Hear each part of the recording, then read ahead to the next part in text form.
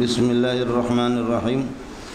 اس سے پہلے تھا کہ باب لیبلغ العلم الشاہد الغائب کہ تبلیغ علم ضروری ہے، دوسروں کو پڑھانا، دوسروں تک پہنچانا ضروری ہے تاکہ عالم کے اپنا علم وہ محفوظ رہے، علم کی حفاظت رہے۔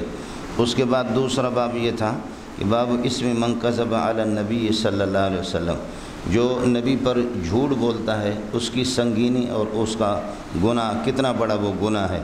علم کی تبلیغ تو کرو، احادیث کی تبلیغ تو کر لو، لیکن اس میں یہ ہے کہ حدیثوں میں جھوٹ نہ بولو۔ حدیثیں رسول کی ہوتی ہے صلی اللہ علیہ وسلم، جب آپ حدیث میں جھوٹ بولیں گے تو گویا کہ کذب علی النبی صلی اللہ علیہ وسلم وہ کذب علیہ۔ اب یہ بتاتے ہیں کہ علم جس طرح تبلیغ سے علم کی حفاظت ہوتی ہے تو اسی طرح علم کی حفاظت کتابت سے بھی ہوتی ہے۔ باب کتابت العلم، ربط سمجھ میں نہیں ہے؟ چونکہ آپ حضرات سنتے رہتے ہیں کہ کیا ہے، العلم صید والکتابت قید۔ علم تو ایک شکار ہے اور یہ ہے کہ پرندہ ہے یا ہرن ہے، اور والکتابت قید، اور کتابت تحریر اس کے لیے وہ اللہ آپ کا بھلا کریے کہ ایک قسم کی جکڑنا ہے اور اس کو یہ ہے کہ قید کرنا ہے۔ تو تحریر کے اندر چیز محفوظ بھی ہوتی ہے، اس لیے اذا تداینتم بدین الی اجل مسمی فاکتبوہ، آپس کے معاملات بھی ہو، جو کچھ بھی ہو، سارا علم آیا ہے بھی قلم کے ذریعے سے۔ علم بالقلم علم الانسان ما لم یعلم۔ وہی جو رسول کے پاس آتی ہے وہ تو ظاہر ہے کہ لکھا ہوا نہیں ہوتا، لیکن اس کے بعد پھر یہ ہے کہ براہ راست پھر یہ کہ علم جتنا دنیا کے اندر پھیلا ہے وہ قلم ہی کے ذریعے سے اور زبان ہی کے ذریعے سے۔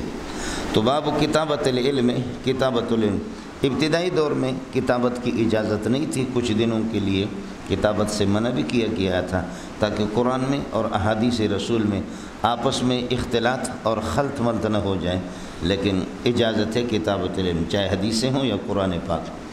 وبه قال حدثنا محمد بن سلام قال اخبرنا وكيع عن سفيان عن مطرف عن الشعبي عن ابي جحيفة رضي الله عنه قال قلت لعلي هل عندكم كتاب۔ حضرت علی کے بارے میں لوگوں نے اسی زمانے میں بھی جو حضرت علی کے پجاری تھے، اور پجاری نے وہ دشمن ہی تھے، مشہور یہ کیا تھا کہ حضرت علی کے پاس کتاب اللہ سے ہٹ کر کے کوئی اور علم بھی ہے، یعنی اللہ کے رسول نے ان کو دی ہے اور اللہ نے یہ ہے کہ اس کو کوئی دی ہے۔ اس کی بنیادی وجہ یہ تھی، کیوں یہ لوگ بات کرتے تھے؟ اس لیے کرتے تھے کہ حضرت علی کی تقریریں جداگانہ ہوتی تھیں، حضرت علی کی گفتگو جو ہوتی تھی وہ بالکل جداگانہ ہوتی تھی۔ حضرت علی رضی اللہ تعالی عنہ کی تقریریں بالکل جداگانہ ہوتی تھیں اور ان کے الفاظ بالکل الگ، بلاغت کا بالکل نیا انداز۔ اس کو دیکھ کر کے لوگوں نے مشہور کی کہ کتاب اللہ سے، قرآن پاک سے ہٹ کر کے آل رسول کے پاس، علی نبی کے داماد کے پاس کوئی خاص کتاب ہے، سمجھے؟ یعنی وہ بھی وہی اس کا مطلوع کا درجہ رکھتی ہے وہ کتاب۔ تو حضرت علی سے پوچھ رہے، قال قلت لعلی، ابو جحیفہ کہتے کہ میں نے حضرت علی سے عرض کیا، هل عندکم کتاب، آپ کے پاس کوئی کتاب ہے کتاب اللہ کے علاوہ؟ قال لا، کوئی کتاب نہیں ہے، الا کتاب اللہ ہے، اللہ کی کتاب ہے، اور فہم اوتیہ رجل مسلم، یا وہ سمجھ ہے جو کسی مسلمان کو عطا کی جاتی ہے، وہ سمجھ ہے اور وہ فہم ہے۔ کتاب اللہ کے اندر دیکھیے مولانا، ہر بندے کی سمجھ الگ ہے۔ کتاب اللہ وہ سمندر ہے، سمندر کے اندر موتیاں تو ہے، مجھے اور آپ کو وہ موتیاں کہاں ملیں گے؟ لیکن جو غوطہ زن ہوتے ہیں وہ دریا کے اندر غوطہ لگا کر کے، یا جہاز جو ہوتے ہیں، اللہ آپ کا بھلا کریے کہ اس میں سمندری جس میں غوطہ زن والے جہاز ہوتے ہیں، موتیاں تو خس بروئے میرود زیر دریا گوہرس، اوپر جھاگ ہوتا ہے، نیچے کیا ہوتا ہے؟ زیر دریا گوہرس، موتیاں نیچے ہوتی، خاص کئی قسم کے، یخرج منہم اللؤلؤ والمرجان، تو لؤلؤ اور مرجان، تو یہ تو اللہ آپ کا بھلا کرے کیا ہے؟ کھارے پانی سے، سمندر سے۔ اگرچہ مفسرین کہتے ہیں کہ جی منہما کی تسنیہ یہ اللہ آپ کا بھلا کریے کہ کھارا پانی اور میٹھا پانی دونوں کی طرف راجع ہے، لیکن مراد اس سے کھارا پانی ہے، سمندر کا اس سے نکلتے ہیں۔ لیکن دیگر مشہور یہی ہے کہ یہاں تسنیہ کا اطلاق ہے لیکن مراد اس سے ایک ہے، لیکن محققین مفسرین کہتے ہیں نہیں، غلط ہے، میٹھے پانی کے اندر بھی موتیاں ہوتی ہیں نیچے۔ تو غوطہ زنی سے اللہ آپ کا بھلا کریے کہ تو اس لیے کتاب اللہ کے اندر جو آدمی جتنا بھی دل یہ ہے کہ اب دماغ اپنا کھپائے گا، جتنے بھی محنت کرے گا اللہ اس کو اتنا ہی دے گا۔ تو یہ سب کچھ جو ہے کتاب اللہ کے سمجھ سے اور کتاب اللہ کے اندر غور کرنے سے اللہ پاک نے دیے۔ قال اللہ، میرے پاس کوئی نئی کتاب نہیں ہے، الا کتاب اللہ ہے، مگر اللہ کی کتاب ہے۔ او فہم اوتیہ رجل مسلم، یا وہ سمجھ ہے کہ جو کسی مسلمان کو عطا کی جاتی ہے۔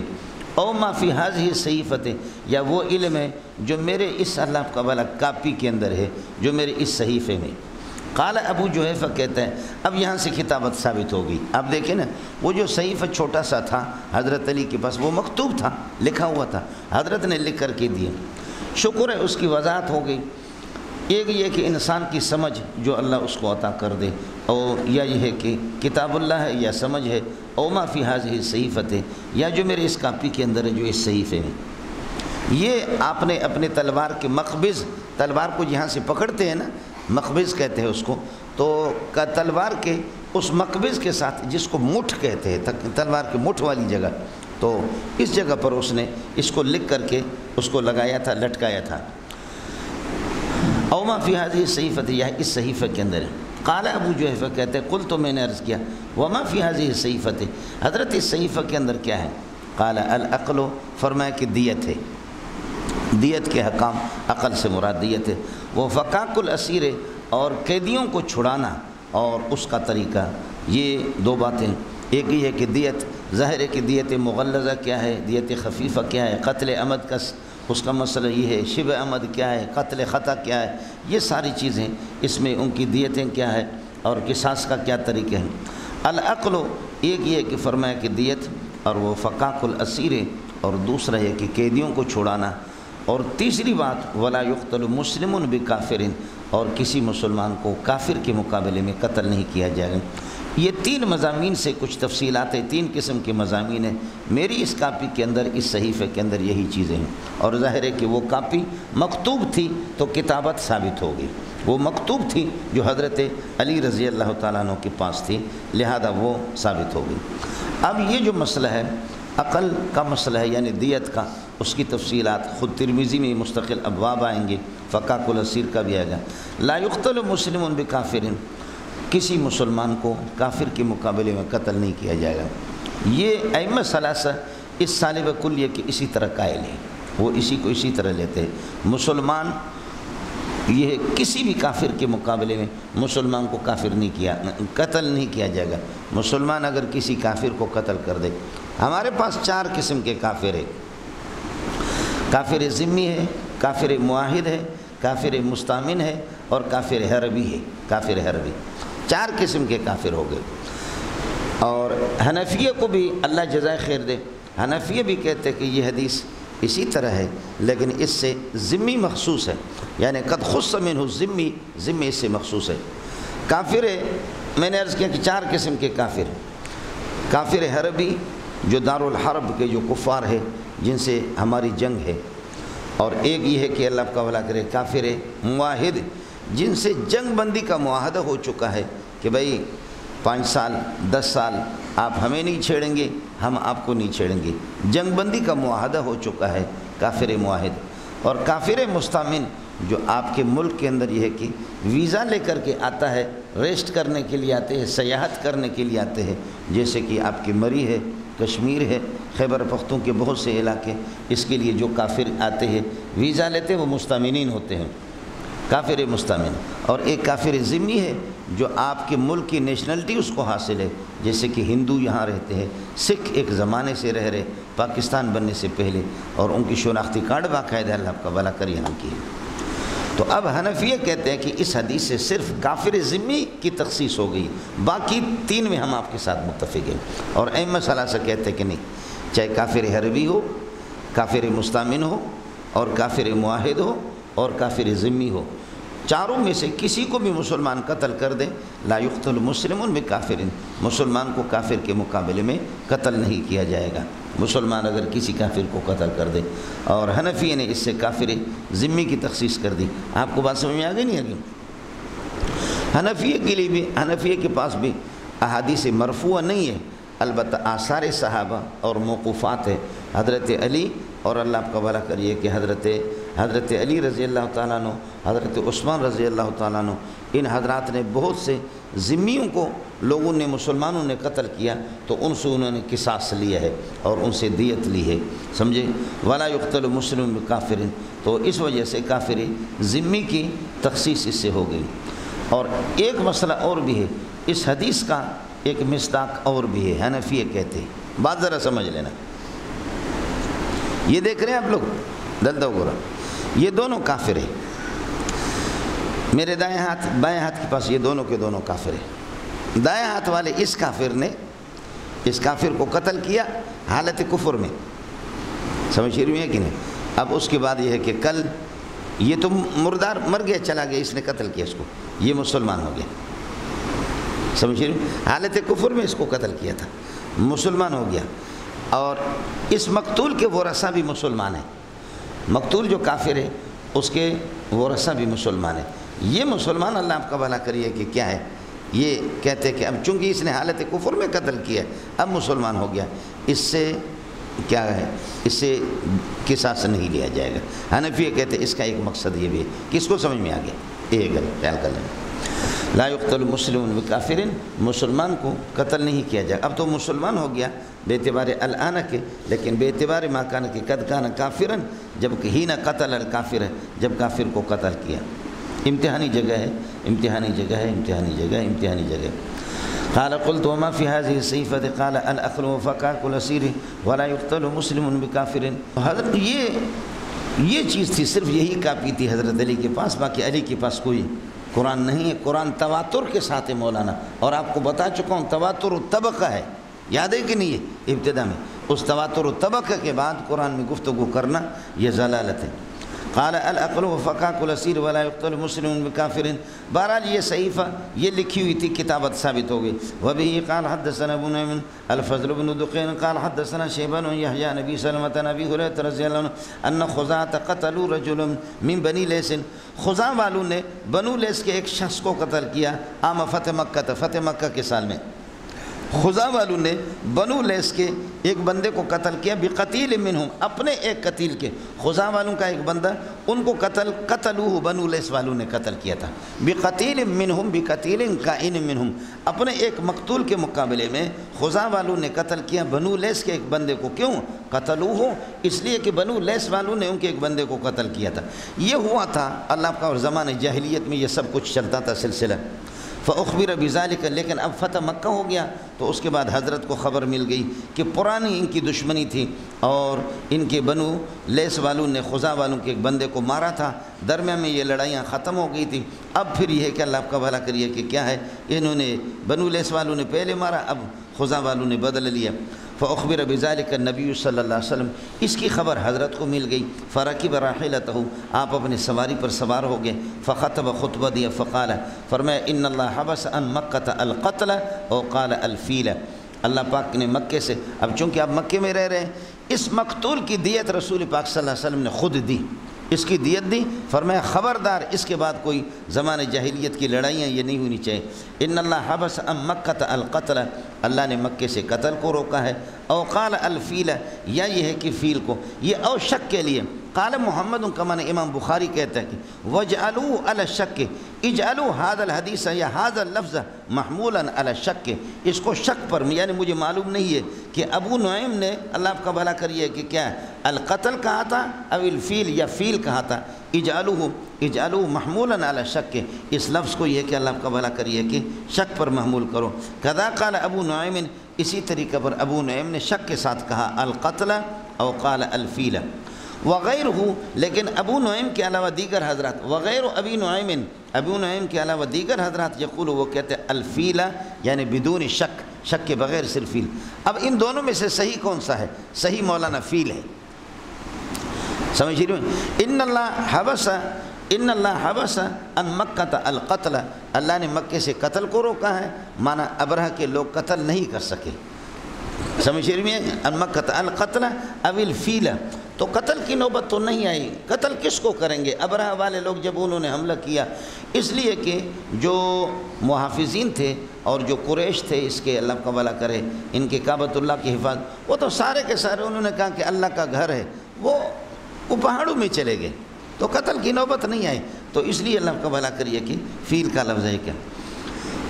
فرماتے ہیں کہ وغیرہ یقول الفیلہ، اور دوسرے حضرات جو ہے اللہ کا بھلا کرے وہ فیل کے لفظ کو نقل کرتے ہیں، اور یہی صحیح ہے مولانا. وصلت علیہم رسول اللہ صلی اللہ علیہ وسلم والمؤمنون، اور ان پر یہ ہے کہ اللہ پاک نے رسول اللہ کو، اہل مکہ پر رسول اللہ کو اور مومنین کو مسلط کیا گیا. اور وصلت علیہم رسول اللہ والمؤمنین، تو یہ پڑھ سکتے ہیں. الا وَإِنَّا لَمْ تَحِلَّ لِأَحَدٍ قَبْلِي، خبردار مکہ کسی کے لیے مجھ سے پہلے بھی حلال نہیں ہوا، یعنی اس میں قتل و قتال کرنا جائز نہیں ہوا. وَلَا تَحِلُّ لِأَحَدٍ بَعْدِي، میرے بعد بھی کسی کے لیے حلال نہیں ہے مکہ اس میں قتل و قتال کرے. الا متنبہ ہو جا. وَإِنَّا حَلَّتْ لِي سَاعَةً مِّن نَهَارٍ، لیکن دن کے کچھ گھڑی میرے لیے مکہ حلال ہو گیا تھا. وہ فتح مکہ کے موقع پر طلوع شمس سے لے کر کے غروب شمس تک. الا وَإِنَّهَا سَاعَتِي هَذِهِ حَرَامٌ، خبردار یہ کہ اس ٹائم پہ مکہ اسی طرح محترم اور حرام ہے، اس نے قتل و قتال میرے لیے بھی. لا یختلا شوکها، کانٹے دار اس کے کانٹوں کو بھی کاٹا نہ جائے. ولا یعضد شجرها، اس کے دیگر درختوں کو بھی یہ ہے کہ اللہ کا بھلا کرے کاٹا نہ جائے، جو خود رو قسم کے ہے. باقی آپ جو درخت اگاتے ہیں، جو گھاس آپ لگاتے حدود حرم میں جو لوگ رہتے ہیں وہ خود گھاس وہ کاٹ سکتے. سمجھ شریف میں ہے کہ ولا یعضد الشجر ولا تلتقط ساقطتها، گری پڑی چیز کو اٹھایا بھی نہیں جائے گا کوئی اپنی مل کی. الا لمنشد، ہاں مگر اعلان کرنے والے کے لیے، اگر کوئی آدمی کوئی گری پڑی چیز مکے میں مل جائے حدود حرم میں، اس کو اٹھا کر کے وہ اعلان کر دیں منشد آدمی. فمن قتل بعد ذالک، اب اس کے بعد چونکہ اب قتل کا دروازہ بند ہو گیا، اللہ نے میری برکت سے اس کو بند کر دیا. فمن قتل فهو بخیر النظرین، پس جو آدمی اللہ کا بھلا کری ہے کہ قتل ہو گیا، فهو بخیر النظرین، وہ دو شفقتوں میں ہے. یعنی اس کے اللہ کا بھلا، وہ تو مقتول تو چلا گیا، وہ دو شفقتوں میں، مقتول دو شفقتوں میں نہیں ہے، مقتول کے وارث فہو یعنی وارث المقتول، مقتول کا وارث. کائن بخیر النظرین بخیر شفقتین، دو شفقتوں میں سے ایک میں ہے. اما ان یعقل و اما ان یقاد، یا یہ ہے کہ اس کے اما ان یعقل اہل القتیل و اما ان یقاد اہل القتیل. یہ اہل القتیل یہ نائب فاعل ہے علی سبیل التنازع، دونوں فعلوں کے لیے، عاملوں کو خیال کر لینا. فمن قتل بعد ذالک، اس کے بعد جو بھی قتل ہوگا، فرماتے کہ فہو فوارثہ، میں نے عرض کیا فوارثہ، پس اس کا وارث. کائن بخیر النظرین، دو شفقتوں میں سے ایک کا اس کو اختیار ہے. اما ان یعقل اہل القتیل، اہل قتیل کو یا دیت ادا کی جائے، و اما ان یقاد اہل القتیل، یا اہل قتیل کو قصاص دلوایا جائے، یعنی وہ قصاص لے لے قاتل سے. دونوں چیزوں کی اجازت ہے. فجاء رجل من اہل الیمن، حضرت صلی اللہ علیہ وسلم یہ خطبہ ارشاد فرما رہے تھے. فجاء رجل من اہل الیمن، ایک یمنی شخص آ گیا جس کا نام ہے ابو شاہ، حضرت ابو شاہ آ گیا. فقال اکتب لی یا رسول اللہ، حضرت یہ خطبہ جامع معنی قسم کے خطبہ میرے لیے لکھو، لکھنے کا حکم دے دو. قال اکتبوا لابی فلان، فرمایا کہ ابو فلان ابو شاہ کے لیے لکھ دو. فقال رجل من قریش، قریش کے ایک شخص نے کہا کہ حضرت مکے میں درخت کاٹنے کی بھی اجازت نہیں، کانٹے کاٹنے کی اجازت نہیں، کسی چیز کی اجازت نہیں، لیکن الا الازخر، ازخر گھاس کی تو اجازت دی جائے. الا الازخر یا رسول اللہ، فإنا نجعل فی بیوتنا وقبورنا، ہم اپنے گھروں کے چھتوں میں وہ گھاس ڈلواتے ہیں، اور یہ کہ وہ قبورنا، قبروں میں بھی ڈالتے ہیں. فقال نبی صلی اللہ علیہ وسلم الا الازخر الا الازخر، حضرت صلی اللہ علیہ وسلم نے فرمایا کہ ازخر کی اجازت ہے. اب یہاں دیکھو کہ اکتبوا لی یا رسول اللہ، فقال اکتبوا لابی فلان، ابو شاہ کے لیے لکھ دو. کتابت اس سے ثابت ہو گئی، ترجمۃ الباب یہی ہے. ٹھیک ہے مولانا. اب اس کے بعد مسئلہ سمجھو. اب قانون چونکہ یہی ہے کہ اگر کوئی کسی کو قتل کرے تو مقتول تو چلا گیا، لیکن اس کے جو وارث ہے، وارث کو دو چیزیں اختیار ہیں. چاہے تو قاتل سے قتل عمد کی صورت میں، چاہے تو قاتل سے یہ کہ دیت لے لے، اور چاہے تو اللہ آپ کا بھلا کریے کہ کیا قصاص لے لے قتل عمد میں. اور ان دونوں باتوں میں شفقت ہے، سمجھے. فوارثہ کائن بخیر النظرین بخیر شفقتین، دو شفقتوں میں وارث اس کا اللہ آپ کا بھلا کر. اب دونوں شفقتیں کس طرح ہے؟ وہ اس طرح ہوتا ہے، یہ بندہ کاروباری ہے، مجھ سے دردہ وغیرہ، میں اس کا بیٹا ہوں، سمجھے. یہ کاروباری ہے، اس کاروباری کو ظالم نے، امیر نے مار دیا. اب میں فوارث ہوں، میں وارث ہوں، مجھے اختیار ہے. اب میرے لیے شفقت اسی میں ہے. کبھی شفقت اس طرح ہوگی کہ ہم اجڑے ہوئے، ہمارا گھر اجڑ گیا، یہ کما کر کے ابا جی دیتا تھا، میرے ابا جی کو اس نے قتل کر لیا. اب میرے لیے بہترین شفقت کیا ہے کہ ہم گھر اجڑا ہوا، ہمارے گھر میں کوئی نہیں، لہذا اس سے اس وقت 36 لاکھ روپے پاکستانی، بلکہ اب 40 تک پہنچ گئے، اس لیے کہ عمران خان اور شہباز نے پیسے کو بڑھایا۔ ابھی 2-3 سال پہلے میں نے خود 2-3 قتلوں کے فیصلے کیے، اب بھی کرتے رہتے قتلوں کے فیصلے، تو بالکل کم اونٹوں میں لگا کر کے، یہ کہ 3-4 سال پہلے عمران خان سے پہلے ہم نے اس کو اللہ کا بھلا کرے 21-22 لاکھ تک پہنچایا، پھر اس کے بعد ابھی عمران خان کیس میں 32 لاکھ تک 34 لاکھ تک آ، اب تو اور پیسے بڑھ گیا، سمجھے؟ معنی یہ ہے کہ 100 اونٹوں کی قیمت اس وقت تقریباً 40 لاکھ تک بن جاتی۔ بیکار قسم کی اگر آپ یہ ہے کہ اونٹ لے لینا تو تب بھی 40 لاکھ تک بنتے ہیں، تو 40 لاکھ نہ ہو، آپ کی سرکاری دیت اس وقت وہ 36 لاکھ ہے، سرکاری دیت 36 لاکھ ہے۔ اب مہینہ 2 مہینے پہلے تم اسی طرح تھا، اب ہو سکتا ہے کہ انہوں نے ججوں نے اس کو بڑھایا ہو۔ اب کبھی اس طرح ہوتا ہے کہ میرا والد صاحب کماتا تھا، اب والد صاحب کو مار دیا، تو اب میری شفقت یہ ہے کہ 36 لاکھ جب مجھے دیت میں مل جائیں گے تو ہم کوئی کاروبار اسٹارٹ کر سکیں گے، میری بہنیں ہیں، میرے بھائی ہیں، ہمارے بچے ہیں، تاکہ گھر کا یہ سلسلہ چلے۔ کبھی شفقت اسی میں، اور کبھی شفقت اس میں کہ ابا جی مارا گیا، اللہ نے سب کچھ ہمیں دیا ہے اور ہم سب کا دل جل رہا ہے، سمجھ رہے ہیں، لہذا مجھے اختیار ہے کہ امیر صاحب کو قصاصاً ابا کے اس میں قتل کروں، دل کی بڑھاس ہمارا ختم ہو جائے۔ شریعت نے فرمایا کہ دونوں چیزوں میں شفقت ہے، چاہے تو یہ لوگ اللہ آپ کا بھلا کرے کیا کریں، وارثین حضرات قاتل سے چاہیں تو دیت لے لیں اور اس میں کاروبار اسٹارٹ کریں، اگر کنگلے قسم کے لوگ ہیں، اور اگر یہ ہے کہ دل کی بڑھاس نکالنا ہے کہ دل ہمیشہ ٹھنڈے ہو جائیں، اللہ نے ان کو چلایا، تو پھر یہ کہ امیر کو قتل کرے، پہلے بھی اس بے غیرت کی ہڈیاں ہیں، کچھ بھی نہیں ہے، صرف 1-2 گولیاں مار دو، کام ہی ہو جائے گا۔ اب یہ اختیار ہے، سمجھے، یعنی الوارث یخیر اس کو اختیار ہے بین القتل یعنی بین القصاص و بین الدیت، قصاص اور دیت میں، یہ جو اختیار ہے یہ اختیار تام ہے ائمہ ثلاثہ کے ہاں، ہمارے ہاں اختیار ناقص ہے۔ اے پختانہ،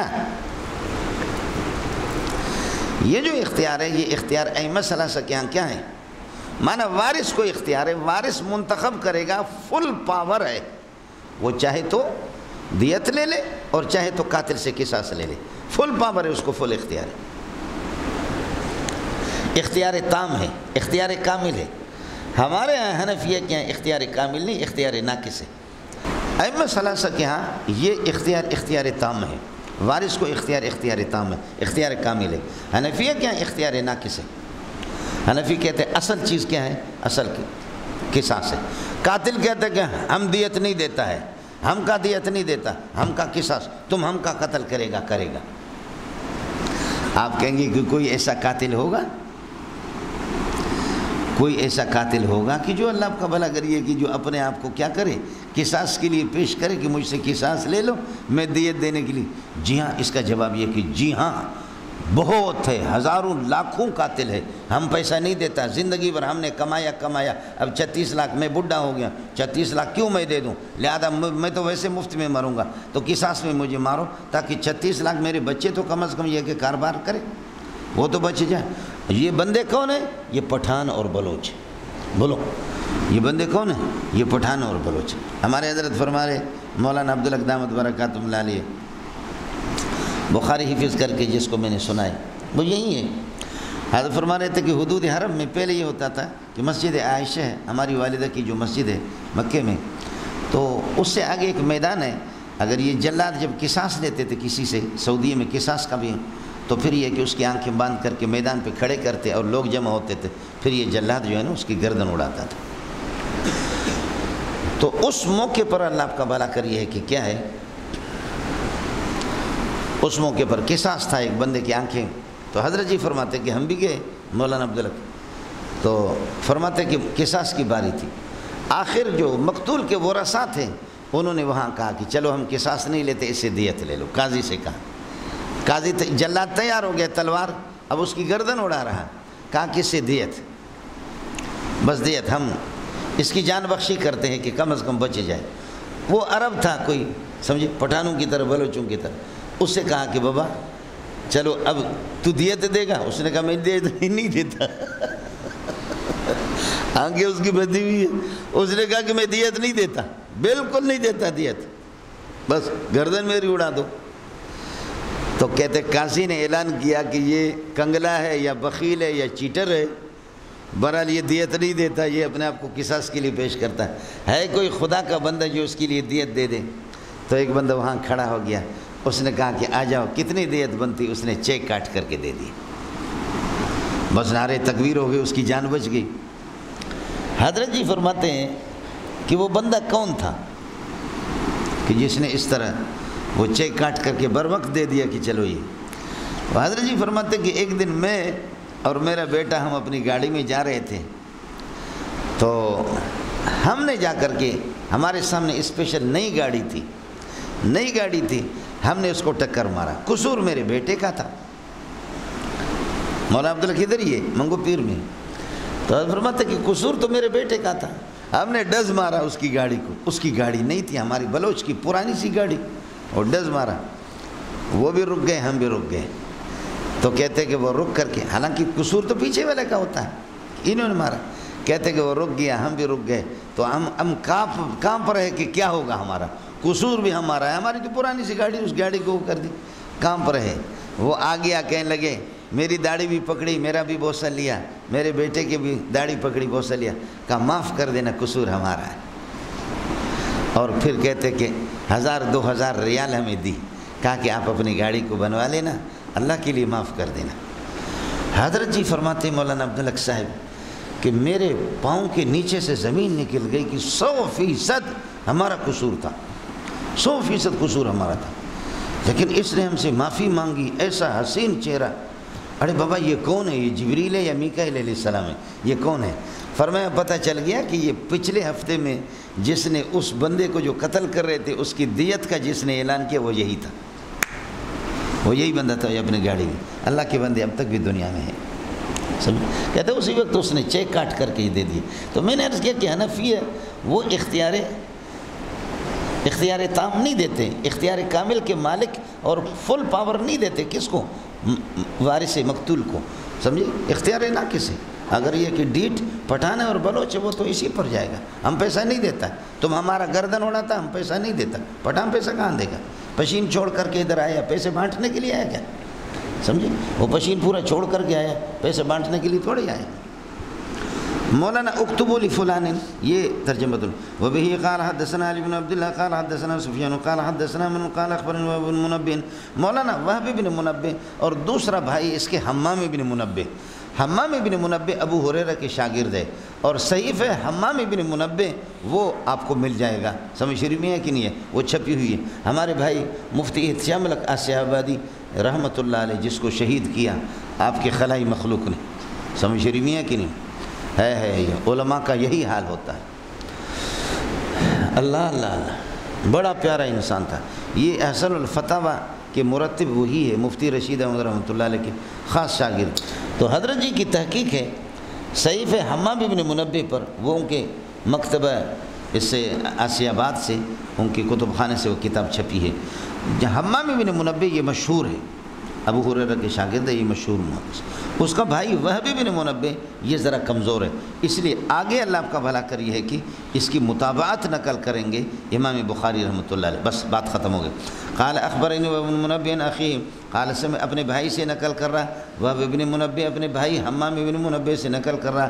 قال سمعت ابا ہریرہ یقول، ابو ہریرہ میں نے سنا فرمایا ما من اصحاب النبی صلی اللہ علیہ وسلم احد اکثر حدیثا عنہ منی.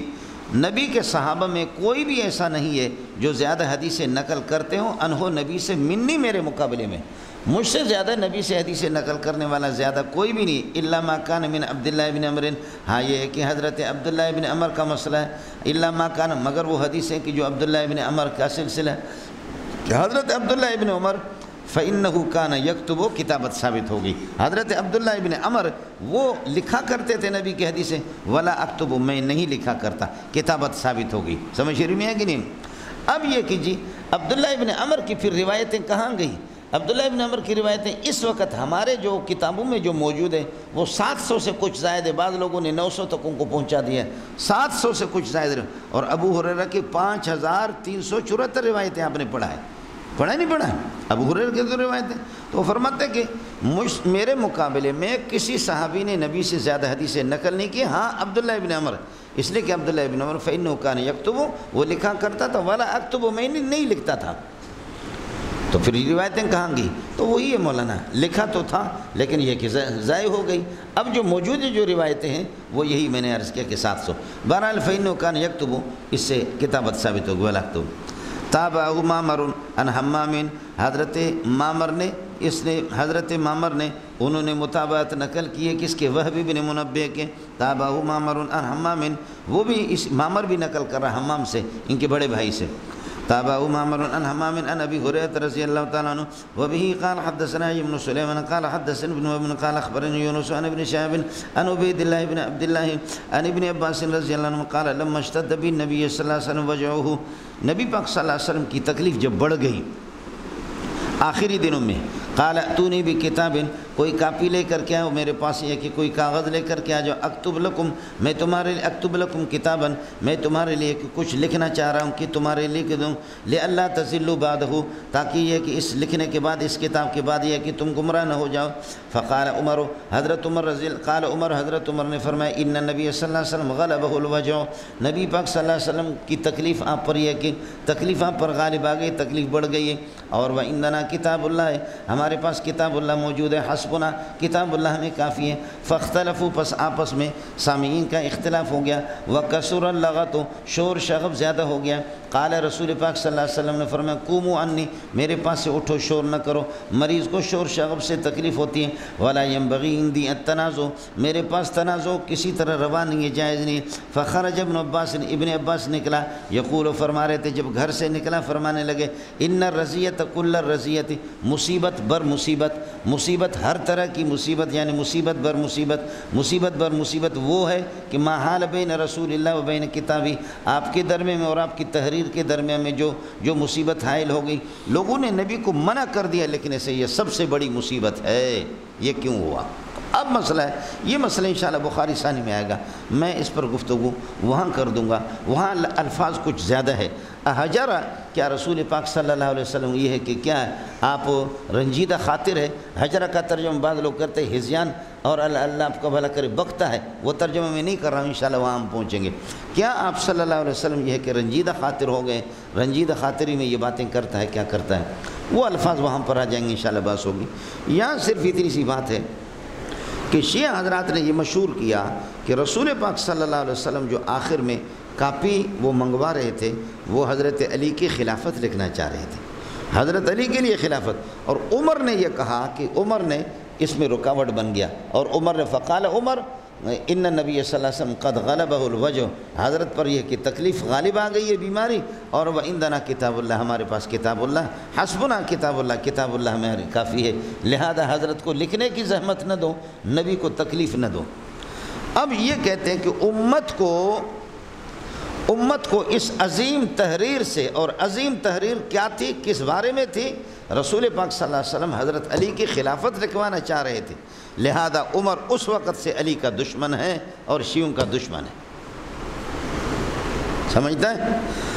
اور حضرت نے فرمایا کہ ایتونی بھی کتابن، کاغذ لے کر کے کتاب آ جاؤ، اکتب لکم، تمہارے لیے لکھ دوں کتابن، ایسی کتاب، لئلا تضلوا بعدہ، اس کے بعد پھر آپ یہ ہے کہ ضلالت اور گمراہی میں مبتلا نہیں ہوں گے۔ کچھ بھلا پڑ گیا؟ تو حضرت عمر نے امت کو اس عظیم سرمایہ سے، عظیم نعمت سے عمر نے لوگوں کو محروم کر دیا، یہ مسئلہ ہو گیا جی۔ اب روایت میں اس کا کہاں ذکر ہے، کس حدیث میں ہے کہ آپ علی کی خلافت لکھوانا چاہ رہے تھے؟ کہیں بھی نہیں۔ سنی کہتے ہیں کہ نہیں، آپ صلی اللہ علیہ وسلم وہ حضرت ابوبکر کے لیے خلافت لکھوانا چاہ رہے تھے صراحتاً، چنانچہ بخاری میں انشاءاللہ یہ حدیث آپ کے سامنے آئے گی۔ لقد حممت ان ارسل الى ابی بکر وابنہ، ابو بکر کا بیٹا عبد الرحمن بن ابی بکر، لقد حممت ان ارسل الى ابی بکر وابنہ وآہدہ، کہ میں ان کے پاس بندہ بھیج دوں اور کچھ یہ ہے کہ نصیحت لکھوا دوں، سمجھ شریف میں ہے کہ نہیں ہے؟ اور لئلا یقول المتمنون او القائلون، تاکہ تمنا کرنے والے خلافت کے یا کہنے والے یہ کہ کسی اور کے لیے۔ پھر اس کے بعد ثم قلت، تو پھر میں نے اپنے دل میں سوچا کہ یا اب اللہ سبحانہ و تعالی وَيَدْفَعُ الْمُؤْمِنُونَ، اللہ تعالیٰ یہ کہ انکار فرماتے ہیں اور مومن بھی کسی اور کو نہیں بنائیں گے ابو بکر، اس لیے میں نے چھوڑ دیا۔ اس لیے وہ حدیث الحدیث یفسر بعضہ بعضا، اس حدیث میں وضاحت ہے، لقد حممت ان ارسل الی ابی بکر وابنہ فآہدہ، کہ ابو بکر اور اس کے بیٹے کے طرف بندہ بھیجوں اور وہ آ جائیں اور میں نصیحت کروں، وصیت کروں کہ ان کے لیے خلافت کا۔ لہذا سنی کہتے ہیں کہ یہ ابو بکر کے لیے آپ خلافت لکھوانا چاہ رہے۔ پھر آپ صلی اللہ علیہ وسلم نے سوچا کہ بابا ابو بکر میری موجودگی میں نماز بھی پڑھا رہا اور اللہ پاک ہی ابو بکر کے علاوہ کسی اور کی خلافت کو چاہتا بھی نہیں ہے، جیسے کہ آگے روایت میں آتا ہے، لہذا حضرت نے اس کو ترک کر دیا۔ اب ابن عباس کا یہ کہہ دینا، ابن عباس نکلا، اس نے کہا مصیبت بر مصیبت وہ ہے جو نبی کے درمیان میں اور اس کتابت کے درمیان میں حائل ہوگی، تو ہم کہتے ہیں یہ ہماری تائید ہے، سمجھے؟ ابن عباس بھی یہی کہہ رہا ہے کہ کاش کہ اگر صراحتاً آپ لکھوا لیتے ابو بکر کو تو آج پوں پوں پوں پوں پوں چوں چوں بند ہو جاتا، یہ مصیبت اس کا دروازہ بند ہو جاتا، یہ تو ہماری تائید ہے۔ آپ لوگ اردو سمجھتے نہیں سمجھتے؟ بابا اب یہ لوگ کہہ رہے ہیں کہ جی علی کے لیے لکھوانا چاہ رہا تھا، جیسے کہ شیعہ کہہ رہے ہیں دوسرے، تو ہم کہتے ہیں کہ حضرت صراحتاً اگر ابو بکر کا لکھوا لیتے تو پھر یہ کہ یہ مصیبت یہ تو نہ ہوتی، یہ اختلاف تو نہ ہوتا۔ کچھ بنا پڑا ایک۔ دوسرا مسئلہ یہ ہے کہ یہ کوئی ضروری تحریر تھی نہیں کہ عمر نے امت کو محروم کر دیا، خیال کر لینا۔ پہلی بات یہ ہے علی آپ کے ہاں الہ اکبر ہے، بولو خیال کر لینا مولانا، علی الہ اکبر ہے، علی کیسے مغلوب ہو گئے عمر سے؟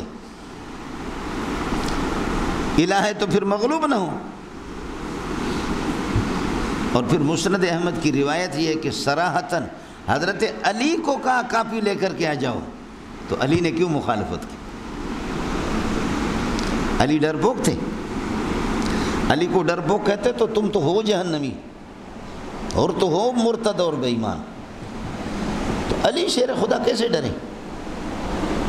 آپ سمجھ رہے ہیں؟ ایک تو مسئلہ یہ کہ علی لایا کیوں نہیں، مسند احمد کی روایت یہ ہے کہ علی کو حکم دیا تھا، تو علی نے پھر اس میں کیوں کمزوری کی؟ تو یہ تو آپ کے الہ اکبر پر حضرت اقدس علی پر پھر یہ کی، یعنی آپ جو اعتراض کرنا چاہ رہے عمر پر تو حضرت علی پر اعتراض ہے ایک۔ دوسرا مسئلہ یہ ہے کہ اس قول کے بعد رسول پاک صلی اللہ علیہ وسلم 5ویں دن آپ کا وصال ہو گیا ہے، 4-5 دن آپ زندہ رہے پھر بھی آپ نے 4-5 دن آپ زندہ رہے صلی اللہ علیہ وسلم، پھر بھی آپ نے نہیں لکھوایا۔ معلوم یہ ہوتا ہے کہ یہ تحریر کوئی ضروری نہیں تھی۔ اللہ کے بندوں کچھ پھلا پڑھے نہیں پڑھے، باقی الفاظ آئیں گے احجرہ استفہموہ، وہ الفاظ عمر کے کہیں بھی نہیں ہے، سارا زور اسی پر ہے، وہ چونکہ یہاں موجود نہیں ہے بخاری ثانی میں آ جائیں گے۔ تو ایک بات تو یہ ہے کہ اللہ آپ کا بھلا کرے، علی کی خلافت لکھوانا نہیں چاہ رہے تھے، لکھوانا چاہ رہے تھے ابو بکر کے، جیسے کہ دوسری حدیث ہے لقد حممت ان ارسل الی ابی بکر وابنہ فآہدہ، کہ میں وصیت کروں ابو بکر کے لیے اور ان کے بیٹے کو بلا کر کے۔ اور دوسرا مسئلہ یہ ہے کہ حضرت علی پھر کیوں خاموش ہو گئے، اور پھر یہ کہ حکم علی کو تھا۔ اور تیسرا مسئلہ عمر کو دشمنی نہیں تھی، مول منظور سبق پڑھا رہا ہے، سبق پڑھاتے پڑھاتے کل منگل کو ہو گیا بیمار، سخت بیمار ہو گیا، اور مول منظور آ گیا ادھر ہے، بعض ساتھیوں کو معلوم ہے کہ شدید بیمار ہے، سمجھ میں ہے کہ نہیں؟ مول منظور کہتے ہیں کہ کتاب لے کر آ جاؤ یار سبق پڑھاتا ہوں۔ دوسرے کہتے ہیں کہ حضرت اللہ آپ کو صحت دے دے اور سبق اس طرح اس بیماری میں کیا سبق پڑھیں؟ نہیں سبق نہیں پڑھیں گے حضرت، آپ آرام کریں۔ اور کچھ ساتھی کہتے ہیں کہ سبق ہونا چاہیے، مولوی منظور کہتے ہیں سبق ہونا چاہیے۔ تم مجھے یہ بتاؤ کہ یہ دو جماعتوں کا شور آپس میں بڑھ جاتا ہے، ان میں سے مخلص کون ہے، غدار کون ہے؟